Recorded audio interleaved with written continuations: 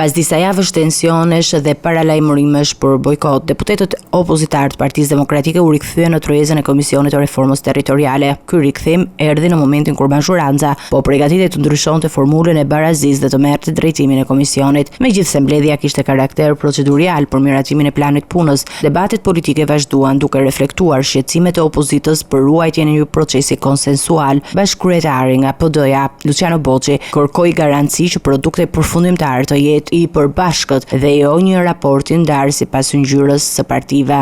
Ne duhet kemi një produkt të përbashkët. Nëse ecim me idenë që çfarëdo që themi ne nuk konsiderohet, nuk merret si pjesë e vendimarrjes, si pjesë e propozimeve që faktohen në raportin final apo në daljen finale, atëherë ne jemi në një rrugtim krejtësisht hipokrit dhe formal. Bashkëkryetari tjetër, Arbian Mazniku, nënvizoi se ka ardhur koha që puna të nisë dhe fokusi duhet të jetë tek arritja e marrëveshjeve praktike dhe efikase për reformën territoriale. Mirëbesimi i dhënë tashmë në mënyrë sistematike nga majorancës nuk mund dhe nuk duhet të jetë një mekanizëm për të bllokuar punën dhe për të mos e çuar përpara këtë reformë. Kemi dritare shumë specifike për këtë reformë. Kjo dritare lidhet me faktin që në vitin 2027 Shqipëria mbyll negociatat me Bashkimin Evropian dhe sipas të gjitha gjasave me vullnetin politik dhe të Bashkimit Evropian në 2029-2030 Shqipëria bëhet një vend antar. Mbledhja e radhës do të shërbejë për të avancuar diskutimet dhe për të përgatitur rekomandimet për miratimin final të planit.